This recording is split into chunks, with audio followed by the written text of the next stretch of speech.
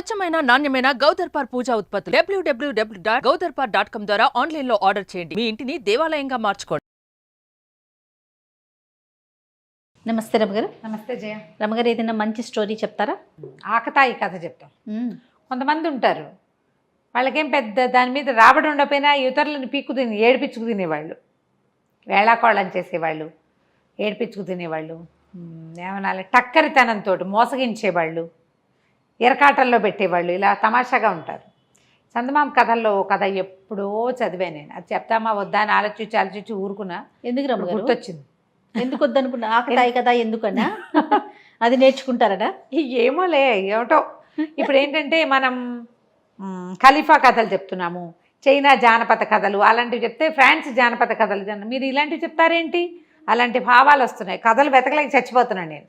కథల్లో కూడా ఇలాంటి భావాలు ఉంటాయి. భావాలకి తక్కువే ఉండదు, మనకి చాలా ఉంటాయి. కథ కాదా ఇంపార్టెంట్? కథ ఒకటే ఎందుకు అవుతుంది జయ? అట్లా అంటే పలానా స్టోరీలే చెప్పాలని అలా గిరిగీసుకుని కూర్చుంటే ఇన్ని స్టోరీలు ఎలా చెప్పగలుగుతామండి? కొన్ని వేల స్టోరీస్ కదా. అవన్నీ ప్రశ్నలు మీరు వేయకూడదు, మేము ఇలాగే అంటాం. అంతేనా? మేమంతే. ఏదైనా చెప్పగానే మీరు గాజులు వేసుకోలేదు, మీ మెడలో మంగళసూత్రాలు ఉన్నాయా, బొట్టు పెట్టుకోలేదు, వాళ్ళు మేకప్ చేసుకున్నారు ఎందుకు, అలాంటివి అడుగుతారు. అంటే అలా ఒక ఉద్రేకం వస్తుంది. మరి అలాంటప్పుడు మీరు ఇలాంటి పిచ్చి పిచ్చి వేరే కథలు చెప్పవకండి. అలాంటివి కూడా వచ్చినా సరే ఇంకా కథలు లేవు, నాకు దొరికింది కథ చెప్తా అంతే. కాదు రమగారు, మనం తాగే నీరు కానీ పీల్చే గారి కానీ మనది అని రాస్తుంటుందా అండి? అలా ఉండదు, కానీ ఇట్లాగే ఆలోచించలేకపోతే ఎట్లా రమగారు?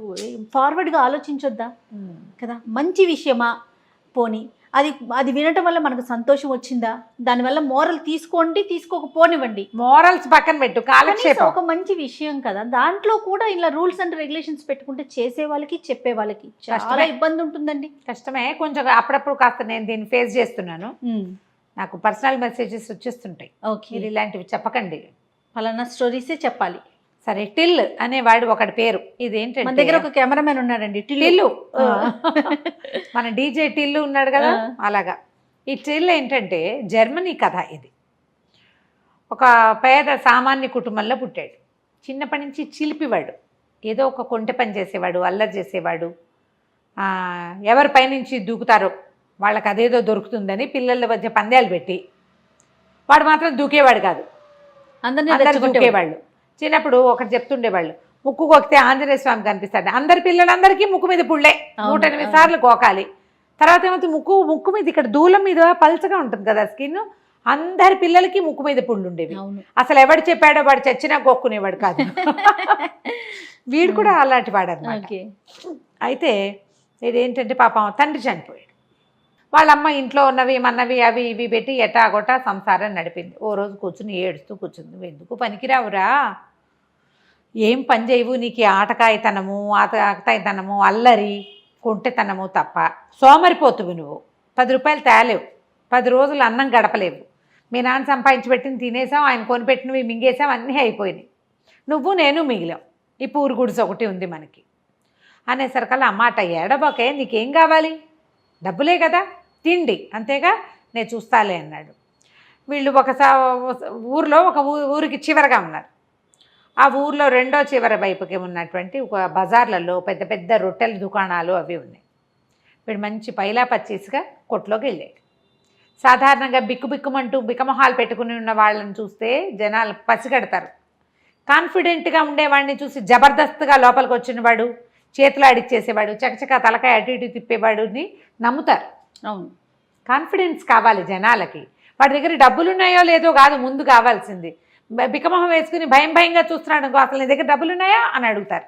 ఈ జబర్దస్త్గా వచ్చేవాడిని ఎవడు ఏమడగాడు. లోపలికి వెళ్ళి మా అయ్యగారు ఇది రెండో చివర బస చేశారు, కమ్మటి తీయటి చక్కటి రొట్టెలు కావాలి, చాలామంది ఉన్నాం అని చెప్పి బంగారు కాసుకి సరిపడా రొట్టెలు ఇచ్చి పంపించు నాతో మనిషి, నేను అవన్నీ మోసుకెళ్ళలేనన్నాడు. పెద్ద తట్ట నిండా వస్తాయి, మనిషిని ఇచ్చి పంపించు, కాసు వాడికి ఇచ్చి పంపిస్తా. బాగుందిగా. షాపు వాళ్ళకి అలా అలవాటే, మొత్తం సరుకు మోసుకెళ్తే షాప్ అబ్బాయి డబ్బులు పుచ్చుకొచ్చేస్తాడు. సరే, ఆ కుర్రాడు షాపులో ఒక అతను ఉన్నాడు, మరీ కుర్రాడు ఏం కాదు, పెద్దవాడు. బుట్ట తట్ట నెట్టి మీద పెట్టుకుని నడుస్తుంటే ఈ టిల్ అన్నాడు, సరిగ్గా పట్టుకో, ఒరిగిపోతోంది, పడిపోతాయేమో రొట్టెలు, అసలే మా అయ్యగారు ఒప్పుకోరు కింద పడితే రొట్టెలు అన్నాడు. అతను వాడు బాగానే నడుస్తున్నాడు, ఒరిగానా అని ఇలా చూసుకున్నాడు. చూడంగానే ఒక రొట్టె జర్రుమని జారి కింద పడిపోయి. రొట్టె అంటే అవేమిటి, బన్నులు, బన్స్ అంతంత ఉంటాయి, ఇట్లా కొంచెం దెబ్బరొట్టెలు లాంటివి. పడిపోయి పడంగానే గట్టిగా అరిచాడు ఈ టిల్లు. అయ్యో అయ్యో ఇంకేముంది, కింద పడేసేసావు, ఓ పని చెయ్యి, నేను ఇక్కడ నుంచుట, ఈ రొట్టె పుచ్చుకుని షాప్కి వెళ్ళిపో, అది అక్కడ పెట్టి మీరు ఎవరన్నా తిందురు కానీ, కింద పడిన రొట్టె మా అయ్యగారు తినరు, ఆయన గొప్పతనాన్ని చాలా తక్కువ, ఇంకో రొట్టె పుచ్చుకురా, నేను ఇక్కడే నుంచుట అన్నాడు. ఇంత బరువున్న తట్ట వాడేం చేసుకుంటాడని వీడు నాదే తప్పు అనుకున్నాడు. ఆ బుట్టలు మోసే అతను గబగబా నడుచుకుంటూ పోయాడు.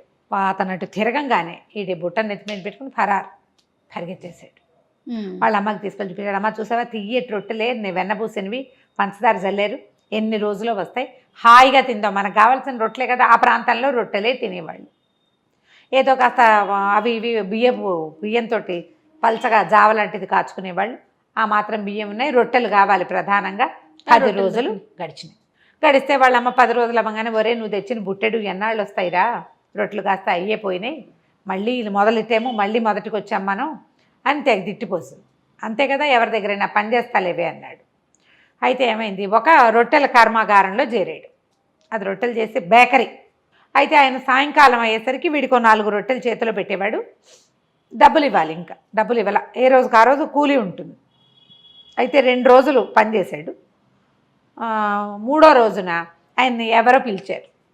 ఒరే నాయనా, నేను వచ్చేది, నేను వెళ్ళొస్తాను, ఈ లోపల నువ్వు కాలుస్తావా అన్నాడు. ఏం కాల్చమంటారు అన్నాడు. ఏం కాలుస్తావురా, గుడ్లగూబలు కోతులును వాటిని కాలుస్తావా, రొట్టెలు కాల్చు, పింజారి వెదవా, బుద్ధి లేదు నీకు అని కేకలేసి వెళ్ళిపోయాడు. వీడేం చేశాడు, ఆ మొత్తం మైదా పిండి అంతా చక్కగా నున్నగా చేసి, రొట్టెలు గుండ్రంగా చేయాలి కదా, ఒకటేమో గుడ్లగూబ ఆకారంలో, ఒకటేమో కోతాకారంలో చొప్పున ఇన్ని గుడ్లగూబలు ఇన్ని కోతులు చేసి అక్కడ పెట్టాడు. చేసి అవన్నీ కాల్చేసాడు. ఆ యజమాని వచ్చాడు. వచ్చి చూసేసరికి ఏముంది, గుడ్లగూబ ఆకారంలో కొన్ని రొట్టెలు, కోతాకారంలో కొన్ని రొట్టెలు. హాత్ తేరి అని ఆయన అరిచర్చి పోటాడండి. మీరే కదండి చెప్పారు కోతులు గుడ్లగూబలు కాల్చమన్నారు, ఎవరికైనా ఆర్డర్ ఉందేమో నేను కాల్చాను అన్నాడు. అనగానే ఆయన తెగదిట్టిపోసి, పిండి డబ్బులు పెట్టు, అక్కడ పెట్టు, నువ్వు నీ రొట్టెలు నువ్వే పట్టుపో, ఏం చేసుకుంటే అది చేసుకో వెదవా అని తెగదిట్టాడు. తిట్టేసరికల్లా వీడేం చేశాడు, వాడి దగ్గర ఏదో కొద్దిగా చిల్లర పైసలు, మీరు నాకు 2 రోజులు కూలీ ఇవ్వాలిగా, ఆ కూలీ డబ్బులు మినహాయించేసుకోండి ఈ పిండికి, ఇంకేదో ఒక పావలాన 10 పైసలు ఉంది, పావలా కూడా ఉంచుకోండి అని ఆ 2 బుట్టల్లో ఇన్ని గుడ్లగూబ రొట్టెలు ఒక దాంట్లో, కోతి రొట్టెలు ఒక దాంట్లో పుచ్చుకుని పోయాడు. వాటి మీద పంచదార జల్లించుకుని వెళ్ళి ఏం చేశాడంటే, బిస్కెట్లు లాంటివి అనమాట, అవి అంతంతవి చేస్తారు, నాన్స్ అవి ఉంటాయి కదా, నాన్ రొట్టి అంటారు వాటిని. అక్కడి నుంచి వెళ్ళి ఒక చర్చి దగ్గర బయటకు వచ్చినాడు. కోతులు కావాలా, గుడ్లగూబలు కావాలా, కోతులు కావాలా, గుడ్లగూబలు కావాలా అని అరుస్తూ. పిల్లలు సరదా పడతారు ఆ బొమ్మలు చూసి. కొంతమంది కొనుక్కున్నారు. ఇంచుమించుగా ఖర్చు అయిపోయినాయి. డబ్బులు చేతిలో పుచ్చుకుని ఇంటికి వెళ్ళిపోయాడు. జనం అంతా తెగ నవ్వారు. ఎట్లా చేసావురా, ఏం చేసావురా అని అడిగితే, ఒక గదిలో ఒక కొట్లో చేరానండి, ఆయన కోతులు కలుస్తావు గుడ్లగూబలు కలుస్తావు అన్నాడు, 2 కాల్చి చూపించాను అన్నాడు. ఏదైనా రొట్టె పిండే కదా, అంతేగా. అంటే కోతుల్ని గుడ్లగూబల్ని ఇనాస్పీషియస్గా ఫీల్ అవుతారు, అపవిత్రమైన వాటికి. పిల్లలకి సరదాగా ఉంటుంది, బొమ్మలు కొనుక్కుంటారు కదా, అట్లా శుభ్రంగా తినేశారు. ఇలాంటి పనులు ఎన్ని చేసేవాడో అటు ఇల్లు. సరే, క్రమంగా కొంచెం పెద్దవాడయ్యాడు, జనాలు గుర్తుపట్టారు వీడిని. వీడు కొంటేవాడు, ఇలాగే ఏదో చేస్తాడు, ఎప్పటికప్పుడు ఇంతే పని చేస్తాడని. ఈ టిల్లుకి ఏ పని చేతకపోయినా ఇలాగే జనాల్ని మోసం చేసి ఎట్లాగొట్లా ఓ గుర్రం కొనుక్కున్నాడు. ఆ గుర్రం మీద తిరుగుతూ ఇట్లాగే జనాల్ని ఏడిపించుకు తింటుండేవాడు. ఓసారి ఆ గుర్రం వేసుకుని తిరుగుతుంటే ఒక పాల కేంద్రం లాంటిది ఒకటి కనపడింది. అక్కడ చాలామంది ఆడవాళ్ళు పాలు పోస్తున్నారు. పోస్తుంటే వీడేం చేశాడు, ఒక గంగాళం కొనుక్కొచ్చాడు. కొనుక్కొచ్చి అక్కడ పెట్టి, ఈ గంగాళం నిండేదాకా పాలు పోయండి, మీకు డబల్ ఇస్తానన్నాడు. వచ్చిన ప్రతి వాళ్ళు గంగాళం నిండా పాలు పోసేశారు. పాలు పోసేసాక ఇతను అన్నాడు, వచ్చే వారం వచ్చి డబ్బులు తీసుకెళ్ళండి అనేసరికి వాళ్ళంతా పోట్టాడారు.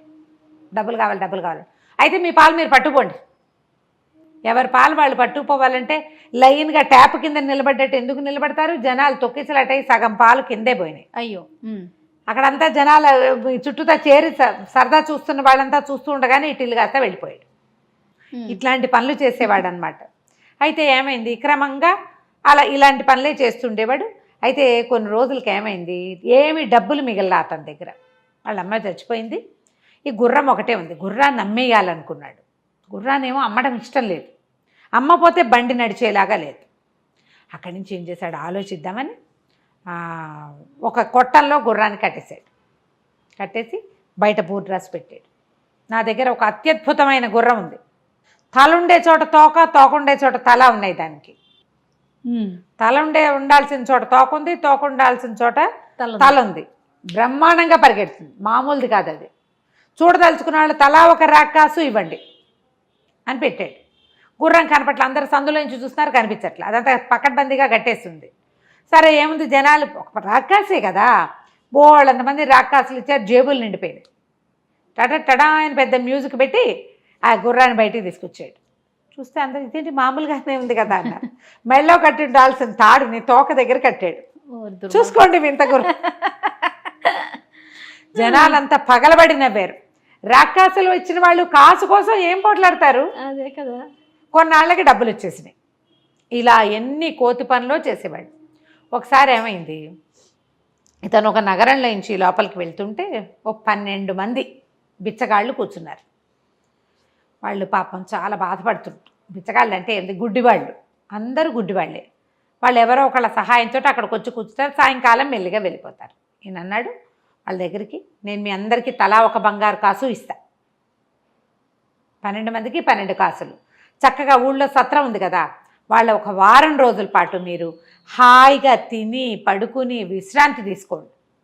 అంటే బాబాయ్య నువ్వు ఎంత గొప్పవాడివి, ఎంత దానపరుడివి అని వాళ్ళంతా సంతోషించారు. ఒట్టిగా వెళ్ళి అక్కడ పడుకుంటామంటే ఆయన ఒప్పుకోడు. బంగారు కాసులు ఉన్నాయి కదా, సరే ఇదిగోండి 12 కాసులు అన్నాడు. ఈ 12 మంది ఏమనుకున్నారు, తమలో ఎవరో ఒకడా 12 కాసులు తీసుకున్నారనుకున్నారు. ఎవ్వరికీ ఇవ్వలే అతను, ఇవ్వకుండా వెళ్ళిపోయాడు. వీళ్ళు తమ దగ్గర బంగారు కాసులు ఉన్నాయన్న దిలాసాతోటి ఊళ్ళో నగరంలోకి వెళ్ళిపోయి, నగరంలో ఒక పేరెన్నిక గన్న సత్రం, అక్కడ చాలా పెద్దది, స్నానశాలలు ఉన్నాయి, లోపల ఎంతో చక్కటి భోజనం దొరుకుతుంది, హాయిగా విశ్రాంతి తీసుకోవడానికి ఎంత బాగుంటుందో వాళ్ళ దగ్గర. అందులోకి పోయారు. పోయేసరికి ఇదేమన్నా ధర్మసత్రం అనుకున్నారని సత్రం యజమాని వీళ్ళని అదిలించాడు. ధర్మసత్రం ఏంటి, ధర్మసత్రం అని మేము అనుకోలేదు, మాకు తెలుసు ఇది పెయిడ్ సత్రం అని. మా దగ్గర 12 బంగారు కాసులు ఉన్నాయి, ఒక్కొక్కళ్ళు ఒక బంగారు కాసు ఇస్తాం. ఎన్ని రోజులు ఉంచుకుంటామంటే వారం రోజులు ఉంచుకుంటాను అన్నాడు. ఒక కాసుకి 1 వీక్. హాయిగా వారం రోజులు సుఖంగా ఉన్నారు వీళ్ళు. వారం అయ్యేసరికల్లా వాడికి వారం అయిపోయింది, నా డబ్బులు ఇచ్చి కదలండి అన్నాడు. అలాగే తీసుకో అన్నారు. తీసుకో అంటున్నారు. ఇందులో వీళ్ళలో ఒకడన్నాడు, ఒరే బంగారు కాసులు ఎవరున్నాయో ఈయనకి ఇవ్వండిరా అన్నాడు. నా దగ్గర లేవంటే నా దగ్గర లేవన్నారు. అప్పుడు వీళ్ళకి అర్థమైంది బంగారు కాసులు ఎవ్వరికీ ఇవ్వబడలేదు. అక్కడి నుంచి గట్టిగా అరిచి అతను ఏం చేశాడు, వీళ్ళందరినీ బందిఖానాల్లో పెట్టాడు. ఆ బయటే ఉంది ఒకసారి దీంట్లో, అందులో వేసి తలుపేసేసాడు చీకటి కొట్లో. టిల్లు మాత్రం వీళ్ళ మీద దృష్టి పెట్టుకుని ఉన్నాడు, గమనిస్తున్నాడు. వచ్చాడు, వచ్చి ఏమిటయ్యా భలేవాడివి, పాపం వాళ్ళకి ఎవరో ధర్మాత్మలో సహాయం చేస్తారని వచ్చారు, ఒక వారం రోజులు ఉంచుకున్నా వాళ్ళని ఏం చేసుకుంటావు కబోది వాళ్ళని పెట్టుకుని అంటే, మరి నేనేం చేయనండి, నా నష్టం ఎవరు పూడుస్తారంటే, ఆ మాత్రం దానం చేసే ధర్మాత్ములు లేరు, ఉన్నారు బ్రహ్మాండమైన వాళ్ళు, ఎంతమంది ఎంతో అద్భుతమైన వాళ్ళు ఉన్నారు. కావాలంటే మీ ఆవిడని నాతో పంపించు, నేను ఆ దానం ఇచ్చేవాడిని ఎవరినైనా చూస్తా అంటే సరేనన్నాడు. సరే అంటే ఇతను ముందెళ్ళి ఒక మత గురువు దగ్గరికి వెళ్ళి, అయ్యా ఒక అభాగ్యుడికి సైతాన్ సోకింది, దాన్ని వదలగొట్టాలండి మీరు అంటే, తప్పకుండా నాయన దానికి అభాగ్యులకు సహాయం చేయటమే కదా మతాధికారులది పరిస్థితి, మేము అదే కదా చేస్తాం, తీసుకురా వీలు వెంబడి అన్నాడు. ఈయన పోయి మన టిల్లు వెళ్ళి ఆ సత్రం అధికారి దగ్గరికి వెళ్ళి, మీ ఆవిడని పంపించు, నేను డబ్బిచ్చే మహానుభావుని సెలెక్ట్ చేశాను అన్నాడు. ఈవిని వెంబడి పెట్టుకెళ్ళి అక్కడికి చెప్పాడనమాట. నేను చెప్పిన ఆయన తాలూకు భార్య ఏంటంటే, అమ్మ తప్పకుండా అతను కోరిన సహాయం నేను చేస్తానమ్మా అన్నాడు. అంటే ఈవిడేమనుకుంది, ఓహో సహాయం చేస్తానన్నాడుగా, అందుకని ఇంటికి వెళ్ళి ఆ సత్రం అధికారితో చెప్పింది భర్తతోటి, ఏమండి వాళ్ళని వదిలేయండి, పాపం మతాధికారి సహాయం చేస్తానన్నాడండి, డబ్బులు ఆయన ఇచ్చేస్తాడు, గుడ్డివాళ్ళది పాపం ఎందుకు, ముసలివాళ్ళు గుడ్డివాళ్ళు వదిలేయండి అంటే, అమ్మాయి వారం రోజులు హాయిగా జీవించిన గుడ్డివాళ్ళు తమకి దానం చేసిన వాడిని ఎవరినో శతాయువుగా దీవించి వాళ్ళ దారిని వాళ్ళు పోయారు, ఎక్కడికో వెళ్ళిపోతారు ముష్టడుకోవడానికి. సరే రెండో రోజున సత్రం అధికారి పనులన్నీ చక్కబెట్టుకుని మతాధికారి దగ్గరికి వెళ్ళాడు. వెళ్తే ఇద్దరు కాసేపు డిస్కషన్ చేశాక ఆయనకు అర్థమైంది, తనకి సైతాన్ వదలగొట్టడానికి మాట్లాడి పెట్టారు తప్పిస్తే తనకి డబ్బు ఇవ్వడానికి కాదు అని జనానికి తెలిసింది. అందరూ నవ్వి కేకలేసి ఎక్కిరించుకుని ఇలా సరదా పడేవాళ్ళు అనమాట. కొన్నాళ్ళు ఇలా గడిచాక మొత్తానికి ఇతన్ని పట్టేసుకున్నారు, అధికారులందరూ పట్టుకున్నారు.